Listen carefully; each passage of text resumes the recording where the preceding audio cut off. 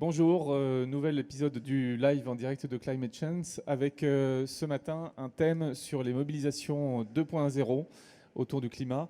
À l'heure du smartphone tout puissant, des réseaux sociaux, la question se pose de savoir si ces outils sont pertinents pour mobiliser, efficaces, et puis une question également sur les effets, ce qu'on appelle les effets rebonds et les impacts environnementaux évidemment de l'utilisation de ces outils. Alors pour en parler, quatre intervenants avec moi ce matin. Bonjour, un plateau plutôt masculin. Ce n'est pas toujours le cas. Mais voilà, nous avons Thomas Bernardi. Alors pardon, je vais commencer avec tout au fond Valentin Gaufre, qui est cofondateur de 42 Factory. Enfin, vous nous donnerez la version anglaise. Je ne vais pas m'aventurer sur une traduction avec l'accent à 9h30 du matin. Votre métier, c'est le design et vous allez nous expliquer sur quel projet vous travaillez en ce moment pour mobiliser sur les questions de climat, mais on verra que c'est aussi plus large que ce simple sujet. À votre droite, Thomas Bernardi de l'association Ping, qui est connu à Nantes pour travailler depuis quelques années sur l'exploration des sentiers numériques. C'est l'objet qu'elle se donne avec des Fab Labs, avec des questionnements sur les usages numériques, sur leurs impacts écologiques. Et Ping, vous nous le direz, est avant tout une association d'éducation populaire. À votre droite, Gwenaëlle Podesta de l'association Climate, qui avait notamment organisé je ne sais pas si on peut dire une COP des jeunes ou des étudiants, voilà, une conférence des jeunes pendant la COP 21 en décembre 2015. Et qui nous parlera du projet Nego Tracking. Et à ma gauche, Samuel Tiercelin, coordinateur du projet Open Odyssey, qui est un projet nantais lui aussi, depuis 5 ans, et qui anime ici, pendant l'événement Climate Change, le laboratoire des initiatives nantaises. Alors, on va commencer par Valentin Gaufre et 42 Factory. Comment on dit prenez un micro. Ça marche. Comment le prononcez-vous avec l'accent, j'allais dire anglais, mais aussi l'accent chinois, parce que c'est né en Chine, ce projet. Non, généralement en France on dit 42 Factory, hein, sinon les gens ne comprennent pas, et 42 Factory. Ok. Mais... Donc vous êtes designer. Ouais. Vous avez fait des études en France. Oui, j'ai fait l'école de design, le master. Ici à Nantes. À Nantes. D'accord. Donc interactivité. Et puis vos chemins vous ont emmené en Chine assez rapidement. C'est ça. Et c'est là-bas qu'est né ce projet 42 Factory. Est-ce que vous pouvez nous expliquer dans quel contexte et quel est son objet? En fait, 42 Factory est aussi le projet qui nous a amené ici, qui est Atmotrack. Les deux projets sont nés à la rencontre donc, du master design de l'école de design organisée en Chine, et puis aussi ma participation à la création du premier hackerspace chinois qui s'appelait Shenzhen, où en fait dans le contexte on a vu que le mélange du design pour l'usage et les technologies pour être sûr que ça fonctionne, ça faisait complètement sens. Et Alors, pour les non-initiés, on va traduire hackerspace, dire ce que c'est. Hackerspace, c'est en fait dans le contexte chinois, c'est juste un espace collaboratif dans lequel on vient partager la connaissance, qui est très souvent orientée autour de l'outil informatique, mais aussi voilà, de l'électronique, des nouvelles technologies, de l'impression 3D. Ok. Et donc dans ce contexte-là, effectivement, on a vu déjà qu'il y avait de l'intérêt pour ce mélange de design et d'ingénierie, qui était un peu nouveau. Et puis aussi, donc le projet Atmotrack, l'origine du projet, c'était de se dire comment on peut avoir accès à la donnée de qualité de l'air, savoir ce qu'on respire tout au long de la journée, sans avoir à se fier seulement aux sources officielles, qui étaient à l'époque à Shanghai, soit le gouvernement chinois, soit l'ambassade américaine. D'accord. Donc ça correspondait à une aspiration sociétale également des gens qui étaient là, ou c'est une idée que vous leur avez proposée sur laquelle ils ont bondi? C'est en fait la qualité de l'air, la pollution, c'est tellement important à Shanghai que ça remplit nos vies. Et donc on s'est tous posé la question de savoir est-ce qu'on était capable de créer une solution pour atteindre ce but. Et ça répond à la fois à une envie, mais aussi à une problématique de santé. C'est-à-dire que si on ne connaît pas ce qu'on respire, c'est difficile de prendre les choix, de savoir si est-ce que je sors, est-ce que je sors pas, est-ce que je mets un masque ou non, en fonction des déplacements. Alors comment le projet a évolué à partir de ce constat et de ce besoin ou cette envie? Déjà beaucoup de recherche et développement, non seulement parce qu'on ne peut pas dire n'importe quoi avec les capteurs, donc il a fallu développer des capteurs qui soient transportables, qui soient fiables, puisqu'on ne peut pas dire aux gens l'air est pollué. Ah, en fait, non, c'est juste notre capteur. Donc on a passé effectivement 3 ans et demi à développer la solution de captation pour atteindre donc, au début de l'été de cette année seulement nos taux de fiabilité qui est 90% aujourd'hui. D'accord. Alors c'est quoi? C'est un boîtier dans lequel il y a plusieurs capteurs qui permettent de tester quels composants atmosphériques, parce que j'imagine que vous ne pouvez pas tous les tester. C'est ça. On a fait beaucoup de versions différentes. Donc Atmotrack, c'est le réseau en entier, le réseau de capteurs, qui est composé à la fois de balises fixes et de balises mobiles. Dans chaque balise, on a différents types de capteurs, des capteurs laser, des capteurs électrochimiques classiquement. Le grand axe, c'est de mesurer les particules fines, parce qu'on communique beaucoup sur les particules fines, mais en considérant il y a 3 tailles de particules. La communication, ce que vous voyez dans tous les journaux, c'est les PM10. Or, c'est les particules les plus grosses et elles sont souvent plutôt bien gérées par l'organisme humain.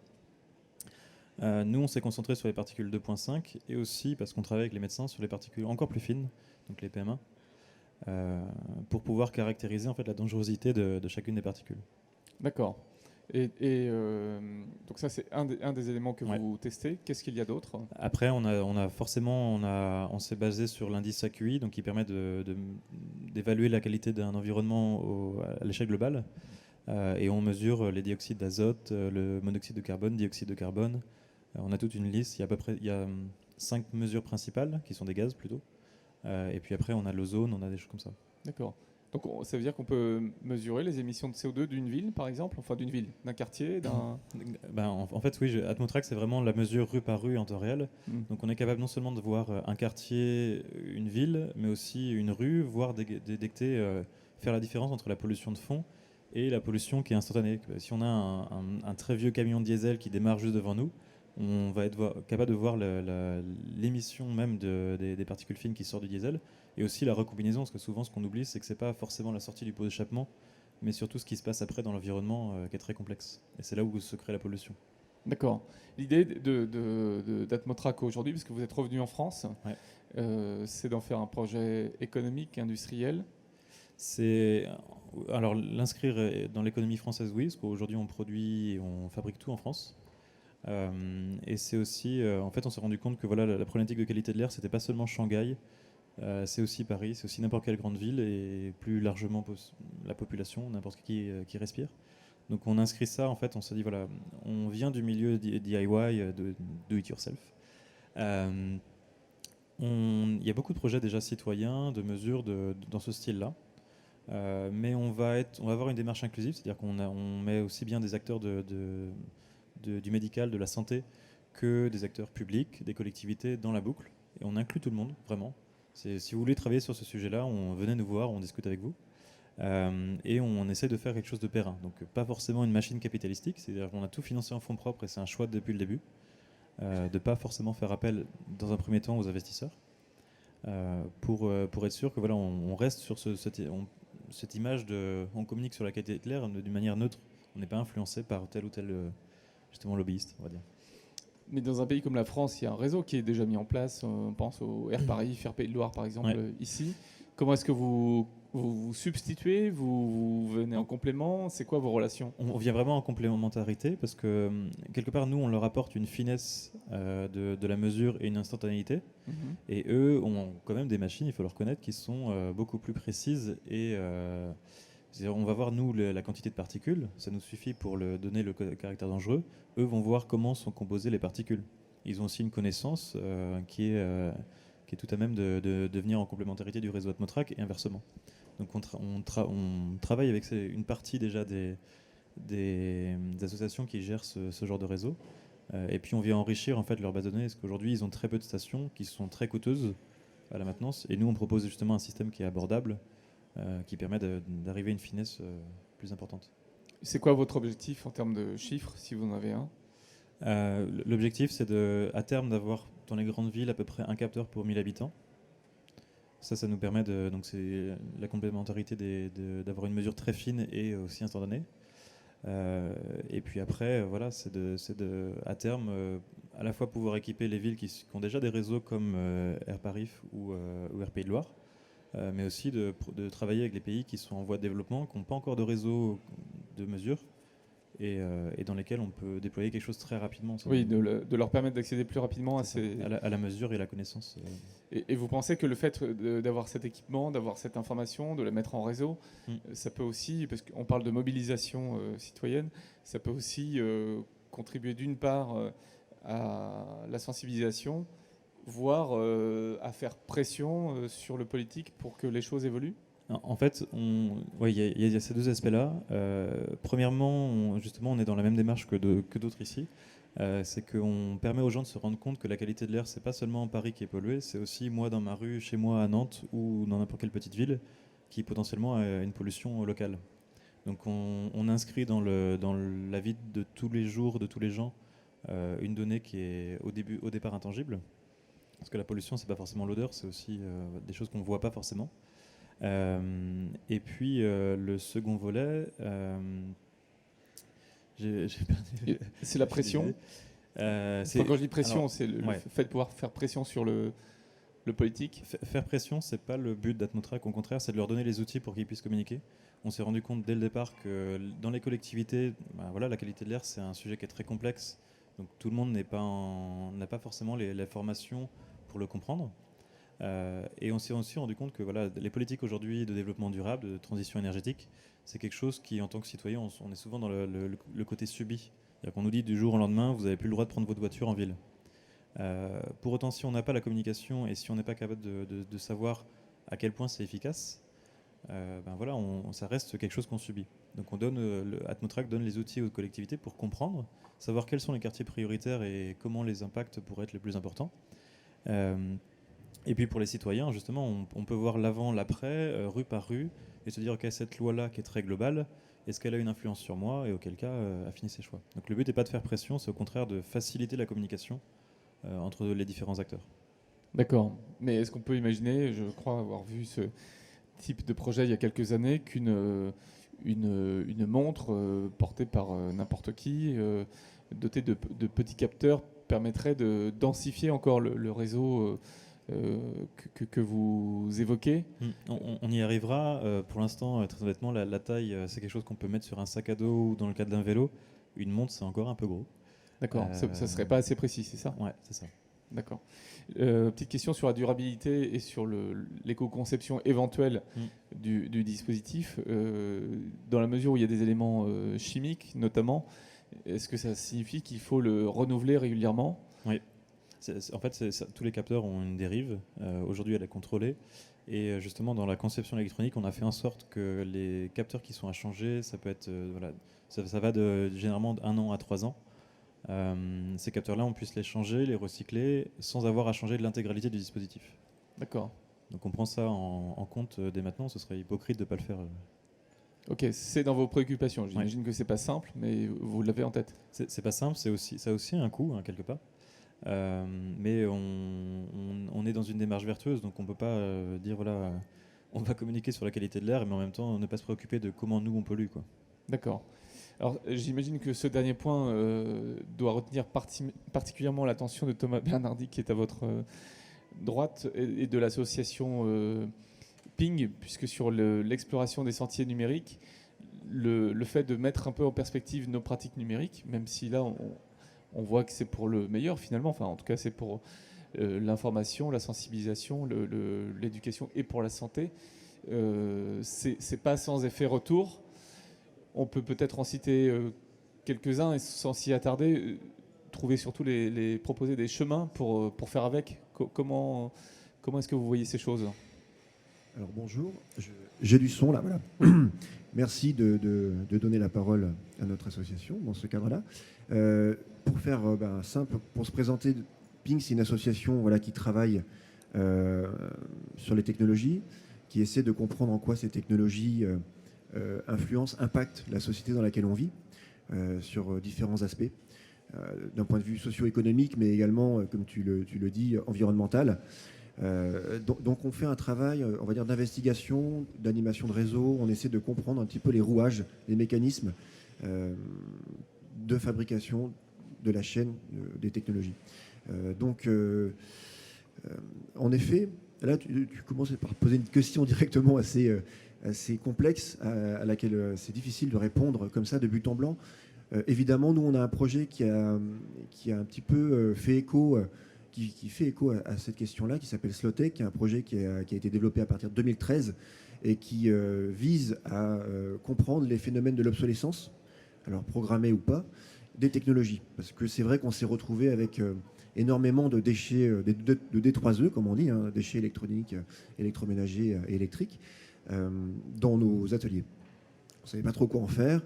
Et donc on s'est penché sur la question, où est-ce que ça part, comment c'est fait aussi, et puis ainsi de suite, comment c'est recyclé.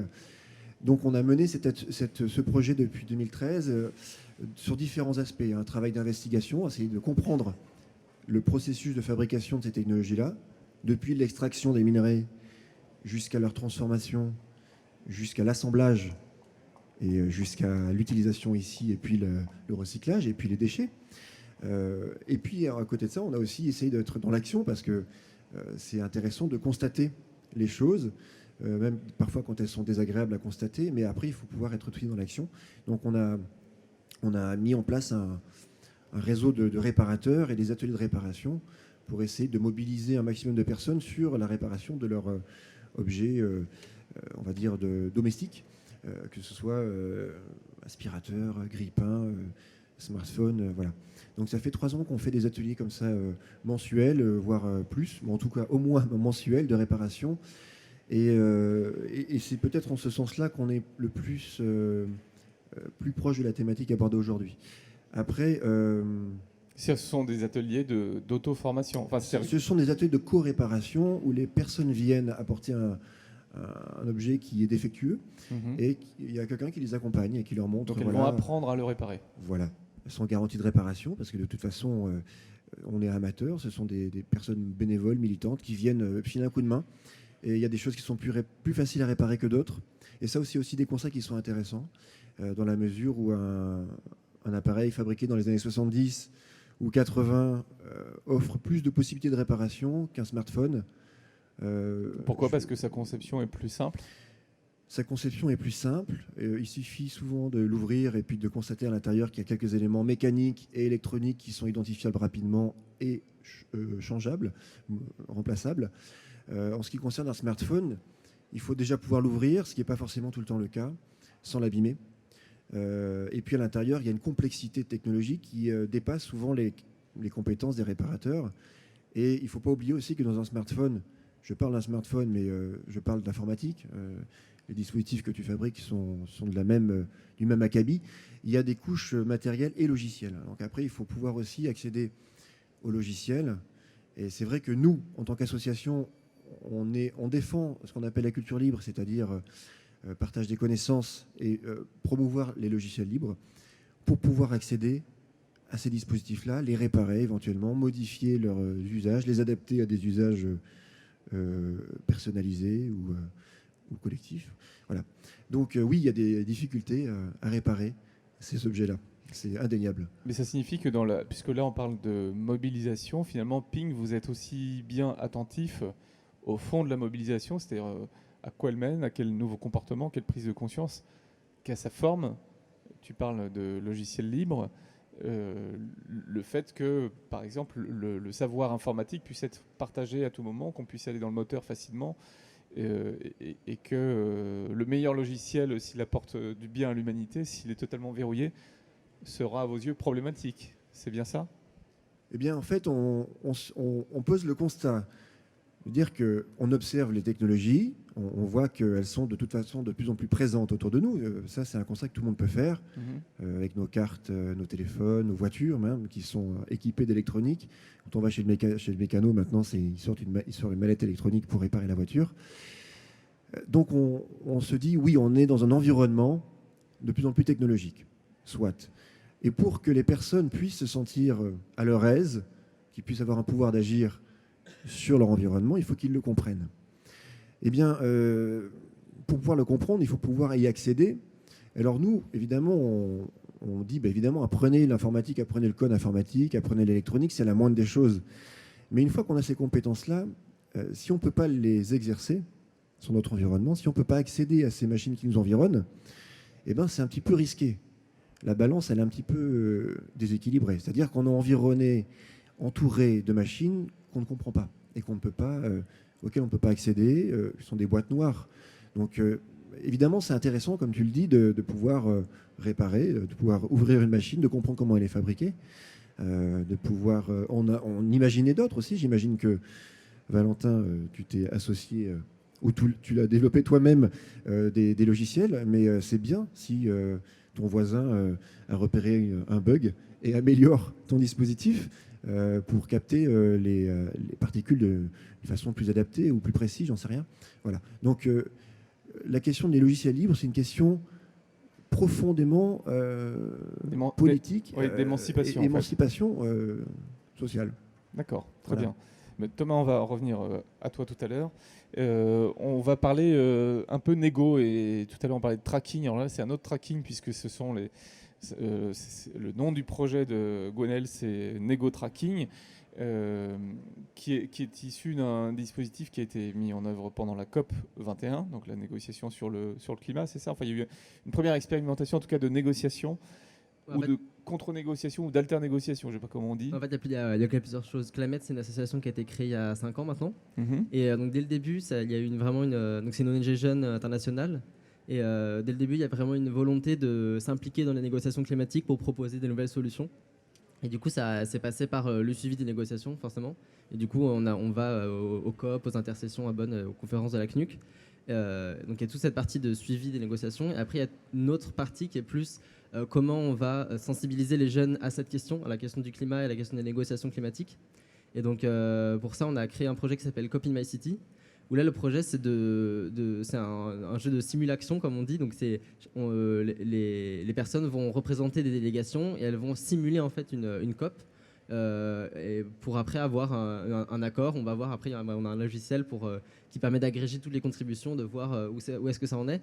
Et du coup, associant ça à une formation sur les enjeux énergie, climat et négociation, c'est vraiment un très bon outil pour sensibiliser des gens qui ne seraient pas spécialement intéressés par ce sujet de manière assez large. Et donc là, j'ai les chiffres. En 2015, il y a eu plus de 120 simulations dans 30 pays.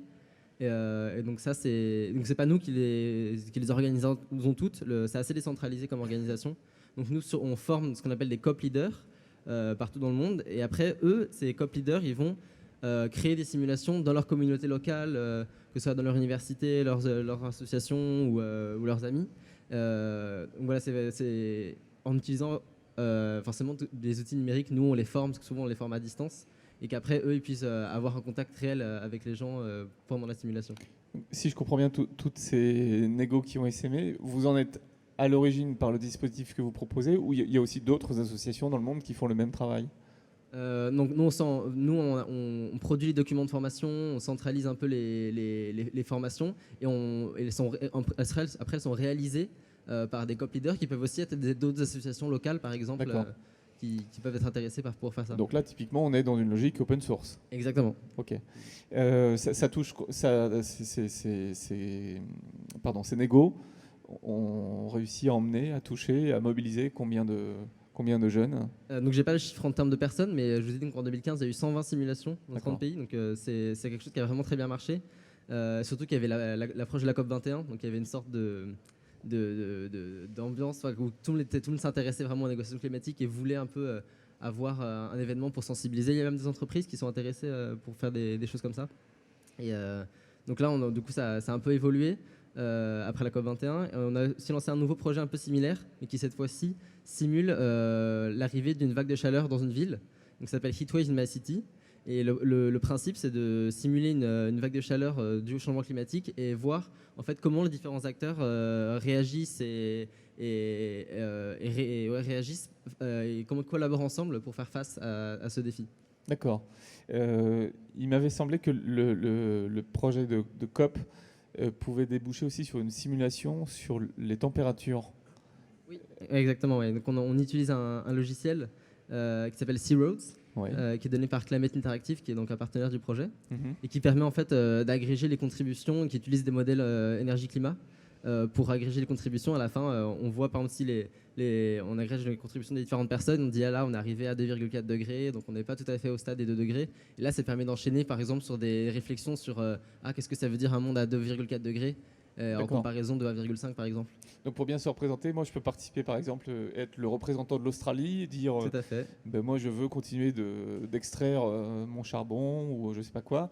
Donc voici ma position dans la négociation et au terme des négos, en fonction du résultat, on voit l'impact à 50, 100 ans sur Voilà. l'atmosphère terrestre. Donc en fait, la manière de s'organiser, il y a plusieurs rounds de négociations. Donc au début, voilà, ça va être vos propositions. Après, il y a l'Inde qui va vous dire oui, mais moi, j'ai vraiment envie de me développer. J'ai envie que ma population sorte de la pauvreté. Donc j'ai envie de pouvoir émettre aussi. J'ai envie d'acheter des rafales. Par exemple, aussi. Et du coup, là, il va y avoir un dialogue qui va s'engager. Vous allez trouver des solutions. Alors, comment on peut essayer faire, comment on peut faire pour qu'à la fois tu puisses te développer et moi, je réduise mes émissions. Donc après, je sais pas, il peut y avoir des transferts financiers. Enfin, l'idée, c'est vraiment d'imaginer des solutions, quoi, pour arriver à un objectif de degrés, voire 1,5. D'accord. Est-ce que, est-ce que c'est drôle, enfin, parce que j'imagine que c'est avant tout sérieux, c'est un vrai truc, mais les gens qui se prennent, ou les jeunes qui se prennent au jeu, qu'est-ce que vous observez dans ces négos? Est-ce que vous apprenez des choses sur la façon dont les gens se mobilisent? Donc c'est ce qu'on appelle un peu un serious game. On joue sérieusement, mais ça reste un jeu. Et enfin moi j'avais animé ça. Moi je suis aussi chef scout dans ma vie personnelle et j'ai animé ça pour mon groupe scout. Et les jeunes étaient hyper motivés. On les avait déguisés pour que chacun il soit reprendre sa pays. Ils étaient vraiment à fond et on les voyait en train de dire non mais là, eux ils font une négociation secrète. Enfin c'est vraiment, ils se prenaient vraiment dedans. Et je pense que le faire passer ça comme par un jeu, ça te permet vraiment de rentrer vraiment dans un sujet qui de l'extérieur peut paraître très austère et très compliqué, alors que là le fait de rentrer par un jeu, ça peut justement donner une sorte de premier pas qui va ensuite permettre d'intéresser les gens plus avant à ces questions. Alors on va revenir sur l'efficacité sociale de tous ces dispositifs. Juste avant, je voudrais qu'on écoute Samuel Tiercelin, donc, qui est nantais lui aussi. Donc l'association que vous portez s'appelle Open Odyssey. Oui. Et le projet qui nous intéresse en particulier, c'est le Laboratoire des initiatives citoyennes, qui est en fait une réplique à l'occasion du sommet Climate Change des actions que vous menez au quotidien depuis quelques années, tournées vers les étudiants. C'est bien ça? Oui, c'est ça. En fait, changer le monde, fabriquer la ville de demain, c'est un chemin parsemé d'embûches, c'est compliqué, ça s'apparente à une aventure épique, nous on appelle ça une odyssée. Pour que ça marche, il faut s'ouvrir à tout le monde, il faut aussi mettre tous, les porteurs d'initiatives, les startups, les grands groupes, les collectivités. Il faut s'ouvrir aux seniors et il faut s'ouvrir peut-être plus à une population qui est peut-être la première concernée, qui est la jeunesse. Donc il faut être open, d'où Open Odyssey. Et l'idée, c'est de faire rentrer tout le monde dans une boucle vertueuse, dans une boucle de l'infini, qui est notre logo. Et on a mis en place un dispositif opérationnel qui est la transition positive, qui est cette transition impulsée par la jeunesse. Mais cette jeunesse, en fait, elle ne peut fonctionner que si elle est en lien avec les startups qui bougent et qui bougent en local. Donc effectivement, pendant 3 jours ici, au Lab des initiatives nantaises, il y a, à notre sens, les porteurs des modèles économiques de demain. Pour certains, c'est des assos, pour certains, c'est des habitants, pour certains, c'est des gens qui travaillent dans des grands groupes. Mais pour nous, c'est la matière qu'on donne aux étudiants à étudier toute l'année. Et pour faire le pont avec mon prédécesseur, nous, ce qui nous intéresse, c'est effectivement les mobiliser, leur donner envie. Moi, ce que j'aimais bien dans ce que j'entendais, c'est ils s'y croyaient, ils pensaient qu'ils pouvaient vraiment changer le fonctionnement d'un pays. Nous, on est là pour Ils ne savaient essayer pas de que créer c'était les pas comptes. possible. Mais ils ne savaient pas que c'est pas possible. Non, je blague. Mais l'idée, c'est... Je vais décourager tout le monde, je suis désolé. S'il propose à tel pays de changer complètement sa politique énergétique, testons-le dès maintenant. Donc Open Odyssey, c'est de créer les conditions pour qu'on expérimente dès maintenant ce que propose la jeunesse en lien avec les autres acteurs. Faisons-le dès maintenant parce qu'il y a des beaux discours et nous, on est là juste pour dire au pire, ça marche. Voilà, donc ça fait 4 ans qu'on a cette intuition, puis 1 an on monte en charge. Il y a plus de 1000 étudiants à Nantes de 7-8 écoles maintenant qui sont dans le jeu, qui contribuent à cette transition positive. Et on intéresse et on est soutenu par la métropole qui nous suit dans cette action-là. Et ce qui est intéressant, c'est comment maintenant on peut aussi entraîner les acteurs privés dans cette activité. Les étudiants, ils suivent... Comment? Enfin, je veux dire, concrètement, c'est une population facile à mobiliser, à bouger. Qu'est-ce que vous observez? Il y a des programmes, il y a des cours, il y a des objectifs pédagogiques à remplir. Et Donc, vous êtes entré dans le schéma pédagogique. Exactement. En fait, c'est ça la carotte. On rentre par où on peut. D'accord. Donc il faut rentrer dans les cours puisque les cours prennent du temps. Donc plus on intégrera dans les cours des écoles des choses concrètes et qui ont du sens, mieux ce sera. Et ce qui est bien, c'est qu'avec certaines écoles, il y a une vraie belle relation qui se fait avec les enseignants, puisque ça ne marche que si on est en lien avec les enseignants. C'est eux qui sont garants de tenir ces objectifs pédagogiques. Nous, on est là en extérieur pour les challenger. Mais il se trouve que des fois, on travaille avec des étudiants en dehors des cours et on travaille en direct avec eux. Donc, en fait, nous, ce qui nous intéresse, à Nantes, il y a 50 000 étudiants. Ben, à un moment donné, il faut que ces 50 000 étudiants, de près ou de loin, ils soient mis à contribution et qu'ils puissent travailler sur des projets qui ont du sens. Pour l'instant, on en a sensibilisé 600 l'année dernière. On voit le chemin qui nous reste à parcourir uniquement à Nantes. Voilà. Oui, bien sûr. Alors, quels sont sur cette expérimentation quand même grandeur nature que vous menez, où est-ce que ça réagit? Quelle sensibilité vous observez? Quels sont les sujets qui mobilisent peut-être plus que d'autres? Et les chemins, les formes que prennent les mobilisations les plus efficaces?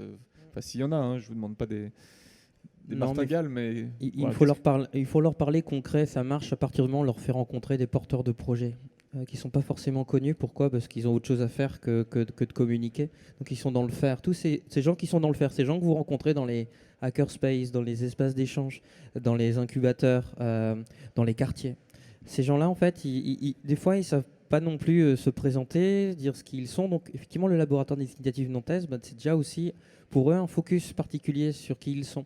Et pour certains, quand vous vous intéressez à ce qu'ils font, il y a des petites boîtes à Nantes. Je citerai Solutions Recyclage, ils sont 10, je crois, Olivier Humeau. Olivier, il a le modèle économique de la Poste de demain, ni plus ni moins. Sauf que la Poste le connaît un petit peu, regarde, tiens, mais qu'est-ce qu'ils font? Et dans leur manière de faire, aujourd'hui, des groupes comme ça ont du mal à fonctionner avec ces petites boîtes, qui pourraient pourtant leur permettre d'éviter de se prendre une banane dans quelques années, puisqu'ils vont perdre 6 milliards de chiffre d'affaires. Je le dis en toute connaissance de cause, parce que je suis un ancien salarié du groupe La Poste. Mon rôle, c'est de faire que Olivier puisse se présenter comme il faut à des gens comme le groupe La Poste sans se faire piquer son idée, et qu'il puisse entrer en direct avec des étudiants et faire comprendre qu'il y a d'autres modèles économiques qui existent. Les étudiants, en voyant ça, ils ont envie de bosser avec Olivier, puisque c'est souvent des gens qui ont du charisme, qui sont engagés et qui donnent envie, et qui peuvent donner du temps à des étudiants. Mon rôle n'est ni plus ni moins que de mailler tout ça. Je suis un grand hub, mais actuellement, il manque ça, puisque tout existe. Il y a les lieux pour qu'on bosse, il y a les gens qui se bougent, les petits qui ont les modèles économiques de demain, les gros qui sentent qu'il faut qu'ils le fassent parce qu'ils sont en train de se prendre le mur. Et ben à un moment donné, il faut quelqu'un, des structures qui fait le lien. Ben nous, à notre niveau, c'est ce qu'on essaye de faire. Mais on est en train de se mailler avec d'autres gens à Nantes qui le font aussi comme nous, en fait. Comme je citerai les badauds associés, les artisans du changement, Scopic, les gens autour de Terra Eco que tu représentes, Walter. Maillons-nous pour mettre en relation tout le monde. Et donnons ça aux étudiants et invitons les décideurs économiques et politiques au bon moment, aux bons endroits, pour qu'ils prennent des décisions. Voilà. Alors, même question que je pose à tous sur les chemins qui semblent fonctionner ou pas dans la mobilisation. Qui veut? Valentin? Comment ça réagit? Alors, j'imagine que sur un sujet santé-environnement, ça réagit forcément. Oui, en fait, on a plein de points d'entrée aujourd'hui avec Atmotrack. La mobilisation, elle passe généralement, nous dans notre cas, c'est par être transparent. C'est-à-dire qu'on représente un milieu neutre entre les acteurs, les collectivités, les acteurs privés et autres, et aussi d'être inclusif. C'est-à-dire qu'aujourd'hui, la démarche, elle a été de dire on ne va pas seulement faire un point technologique ou du design ou de la belle recherche. On va aller voir les industriels, on va aller voir les professionnels de la santé, les collectivités aussi, pour leur dire n'ayez pas peur, c'est quelque chose qui va arriver dans tous les cas. Donc autant discuter avec nous puisqu'on est très ouvert. Donc la mobilisation, elle est passée par vraiment ça, être transparent et communiquer sans frein, à être franc en fait. Mais une fois que le dispositif est ou sera en place, comment ça se matérialisera pour le public? Est-ce que je pense par exemple que les données d'Air Paris, d'Air Pays de Loire sont publiées dans la presse, via des sites internet, via des applis, Comment va se faire le contact direct avec le public dans le cadre de ton projet? Atmotrack? Il y a deux grands points aujourd'hui. On est une génération numérique, donc on va passer par des applications. Donc en fonction des utilités de la donnée, on va avoir des tableaux de bord pour les gens qui ont besoin de manager plusieurs ensembles. Pour le grand public, l'idée c'est de pouvoir avoir une application qui lui dit voilà, qu'est-ce que tu as respiré dans la journée, quoi faire comme activité en fonction de ça. Et si tu veux planifier ton trajet, te dire est-ce que c'est le temps pour aller faire une balade ou pas. Juste avoir une application extrêmement simple à regarder pour savoir ça. On a l'avantage chez nous d'avoir des designers d'interface, moi le premier.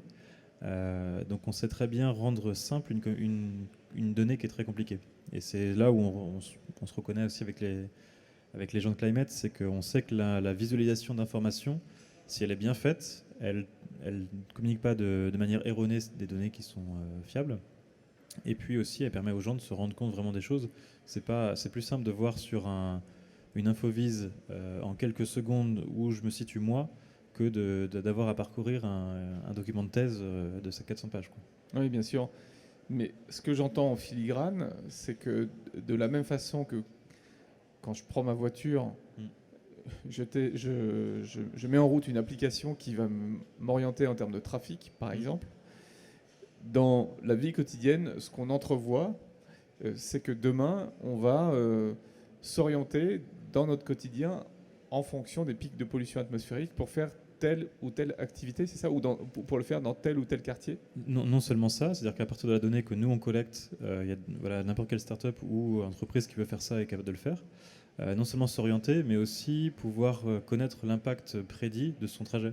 C'est-à-dire que si on dit ok, je m'oriente, mais j'ai un V8 de 12 litres au 100, et encore c'est un petit, c'est quoi l'impact que moi je vais avoir sur cette circulation? Et ce qu'on a vu, c'est qu'il y a les gens qui prennent aujourd'hui, on parle de mobilité douce, qui prennent la décision de se déplacer en vélo à Nantes notamment, ce qui est très bien fait pour ça. C'est les premiers exposés à la pollution en fait. Donc on se dit je réduis mon impact propre, mais je suis plus impacté par la pollution des autres. Donc voilà, la donnée d'Atmotrack, elle permet d'enrichir des services justement de GPS par vélo, de GPS même par voiture, et de rentrer dans cette démarche qui est vertueuse. Et justement, la question qui me vient derrière, c'est comment ne pas être juste dans le constat quelque part d'un monde qui s'effrite et d'une pollution qui s'aggrave, dans laquelle je vais devoir ruser et trouver le meilleur chemin pour être le moins impacté. Est-ce qu'il y a un moyen, à votre sens, est-ce que vous le cherchez, est-ce que vous avez des idées pour transformer ça en vrai outil de mobilisation? C'est-à-dire comment on fait bouger les lignes au-delà de les subir? Pour la mobilisation, honnêtement, on vient donner les clés, les informations aux gens qui sont déjà dans cette démarche. Parce qu'il y a un stade où on sait faire beaucoup de choses, mais on ne peut pas tout faire. Oui. On est dans le profil justement des entrepreneurs qui avons peu de temps des fois. Donc aujourd'hui, on travaille avec des associations qui sont dans cette mobilisation, qui sont dans l'enrichissement de communautés, la création même de communautés. Et leur dire, voilà, vous avez besoin de cette information-là pour être au fait des choses. Très bien, on a l'information, donc on vous la communique. Donc là, il y a déjà des associations dans votre giron. Oui, en partie. Et puis n'importe quelle association qui veut justement avoir accès à ça, on discute. Peut venir vous voir. Ouais, c'est ça. D'accord. Thomas Bernardi, sur l'efficacité des mobilisations, les gens qui viennent vous voir à Ping, de quoi ils ont envie? Alors, les gens qui viennent voir Ping, il y a une grande diversité de gens qui viennent pour voir Ping, parce qu'on a plein de portes d'entrée différentes. Il y a ceux qui viennent par le Fab Lab et qui veulent bricoler. Il y a ceux qui veulent réparer. Il y a ceux qui veulent se documenter sur des questions d'anthropocène, comme je disais tout à l'heure, un sujet qu'on a pu aborder, sur des questions d'obsolescence. Il y en a qui viennent aussi sur des questions de propriété intellectuelle. Enfin voilà, c'est assez divers. Oui, puisque vous êtes aussi un centre de ressources. Oui, on est une association ressources sur ces questions-là. Donc, comme je disais tout à l'heure, les technologies numériques touchent à tous les domaines de la société. Eh bien, il y a des gens qui vont venir nous voir pour savoir, tiens, l'éducation par rapport au numérique, ça en est où?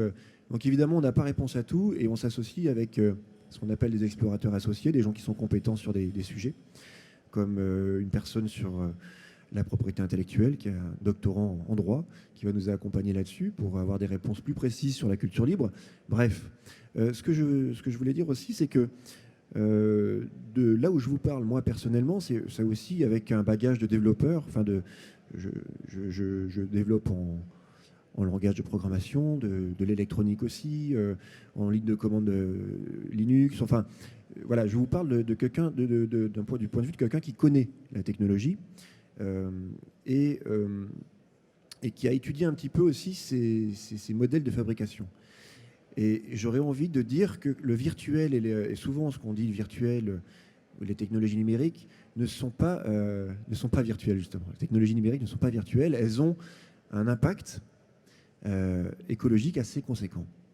Alors je pense qu'il faut avoir ça en tête pour penser l'innovation différemment.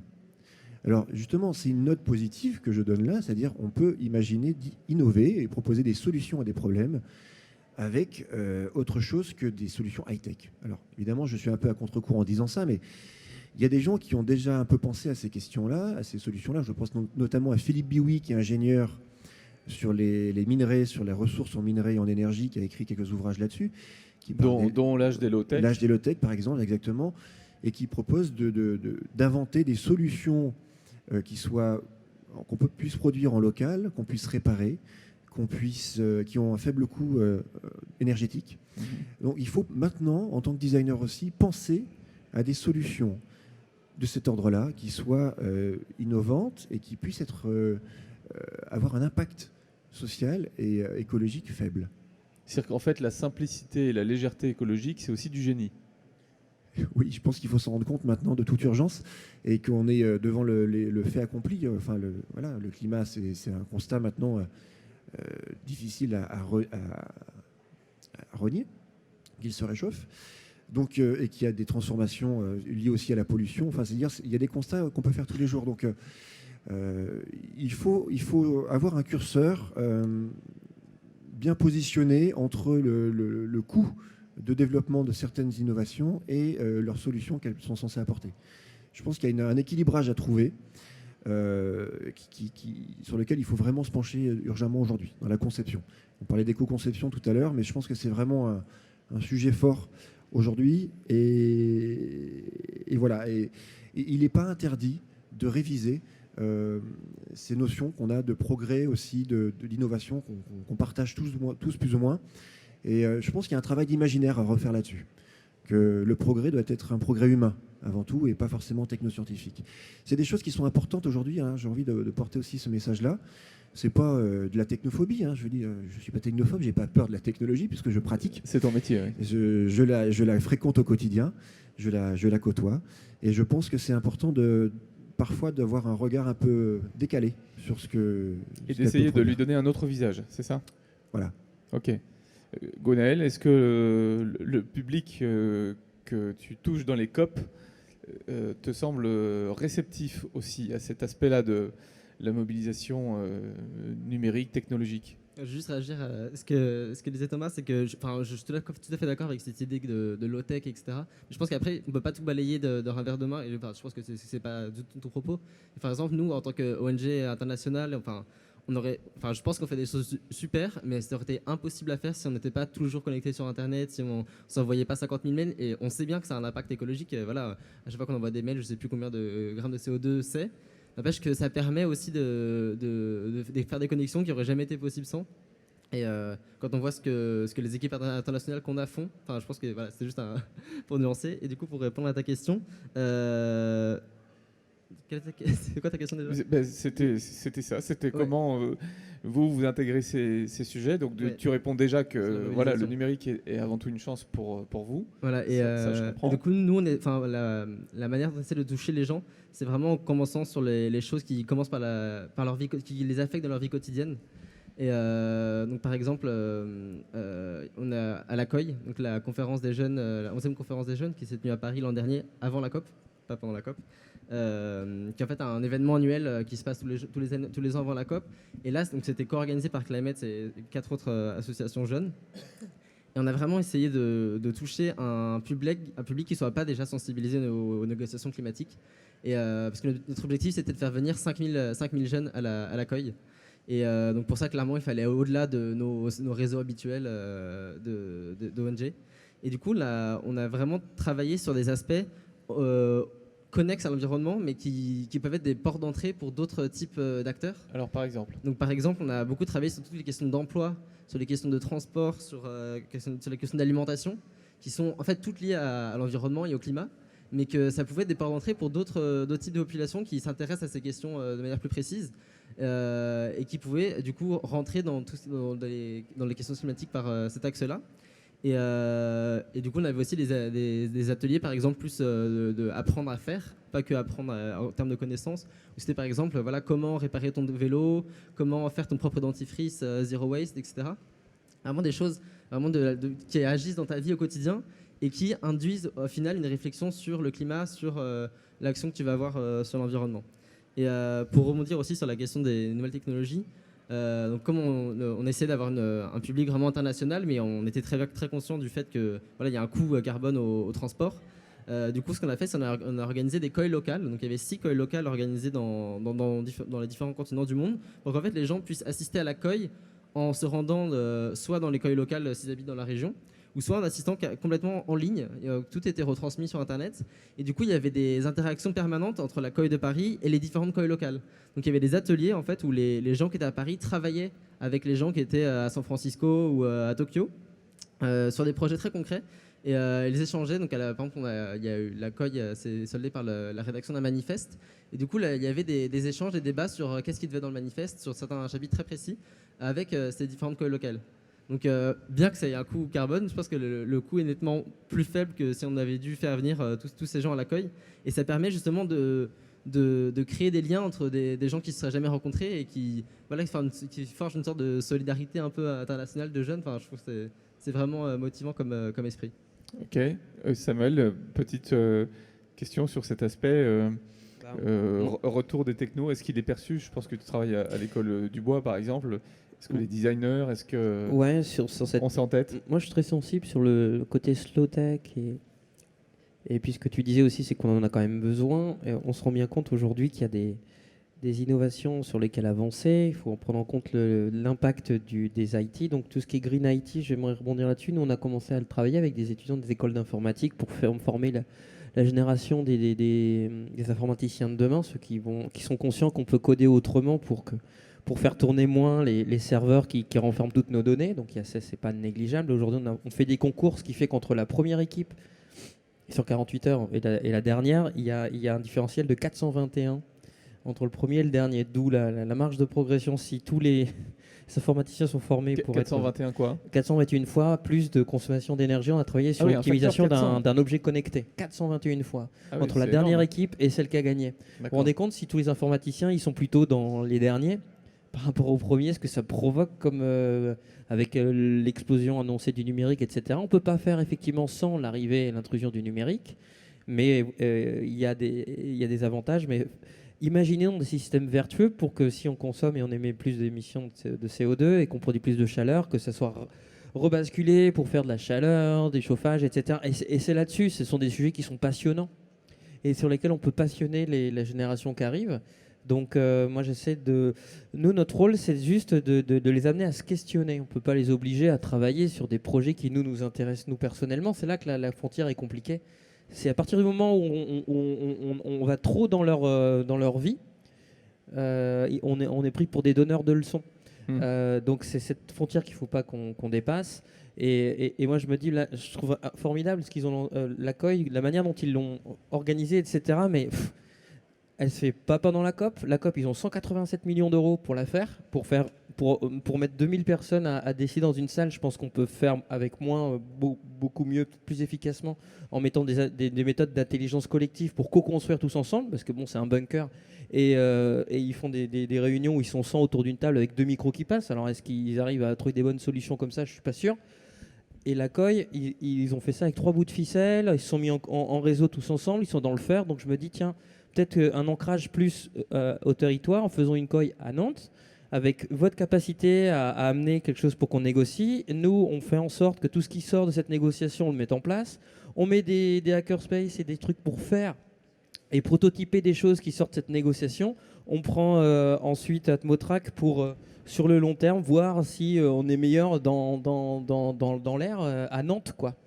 Moi, ça me parle. Le truc, c'est que pour le moment, il y a de l'argent quand même, quoi qu'il en soit, sauf qu'elle est peut-être pas fléchée au bon endroit. Moi, je le flécherais vers ceux qui se bougent, en fait, qui sont capables de faire des choses avec des bouts de ficelle. Voilà, moi, ça me saute aux yeux. Et le numérique, oui, attention, mais il y a des sujets du coup passionnants qu'on peut mettre en place et donner à étudier. Un aux étudiants, par rebond à la recherche, en lien avec des PME, des TPE, quoi. Le numérique, c'est juste génial ce qu'on pourrait faire. Thomas et Allô. Valentin, et ensuite ce sera le dernier mot. Réaction. Oui, voilà, j'ai réagi justement parce que c'est très délicat de parler, d'apporter une critique sur les technologies, c'est très peu évident. Mais c'était juste pour dire que les technologies, quelles qu'elles soient, sont ambivalentes. Et je le reconnais aussi dans ce que tu dis, c'est que tu reconnais bien leur impact et en même temps tu te dis qu'on ne peut pas s'en passer. Donc il y a une ambivalence et évidemment il faut arriver à combiner avec ou imaginer d'autres formes de technologie. Et ça me fait penser on a accueilli des collégiens, des lycéens, il y a peu de temps au Fab Lab, qui avaient 15 ans, qui sont dans une filière technologique. Et je leur demandais, alors pour vous, qu'est-ce que ça va devenir les technologies vous voyez ça comment? Et donc ils m'ont répondu très franchement, et ils m'ont dit, dans 50 ans, de toute façon, il n'y aura plus de ressources. Alors, il faut... Et en même temps, on nous promet des écrans en 3D. Donc, ils sont conscients de cette ambivalence, déjà. Et je leur dis, alors, vous faites quoi? Mais ils font, je ne sais pas. C'est à vous de trouver des solutions. Et je pense qu'à un moment donné, on a des éléments sous les yeux. Et il ne faut pas s'interdire de penser l'innovation sous d'autres formes. Voilà. Je vous renvoie à une tribune qui a été publiée dans l'IB d'un collectif qui s'appelle Catastrophe. Collectif de jeunes, justement, qui dit, de toute façon, puisque c'est cramé, on s'en fout. Voilà, allons-y. Non mais ils sont pas cyniques, parce qu'ils disent de toute façon c'est ce qu'on nous dit. Voilà, tout est fichu et c'est l'environnement dans lequel on va devoir évoluer et mobiliser. Donc de toute façon on va faire avec. Donc il y a une forme presque de poésie dans leur façon d'aborder ces sujets, mais comme tu le disais avec la conscience de ce qui s'annonce et de la difficulté à relever les défis. Valentin, je crois que tu voulais ajouter un mot. Non, oui, pour conclure, on va dire, c'est vrai qu'il y avait des très bons articles aussi sur le fait de passer d'une génération de diseurs à une génération de faiseurs. Et on est tous, en tout cas pour nos âges, plus à même de suivre des gens qui font plutôt que des gens qui disent qu'ils font. Donc on avait les disous et les faisous en Bretagne, mais faiseurs et diseurs, ça marche aussi en français. Très bien, merci. Message pour nos politiques à l'orée d'une campagne présidentielle. Ça peut être utile. Merci à tous et rendez-vous pour un prochain live dans quelques heures. Merci beaucoup.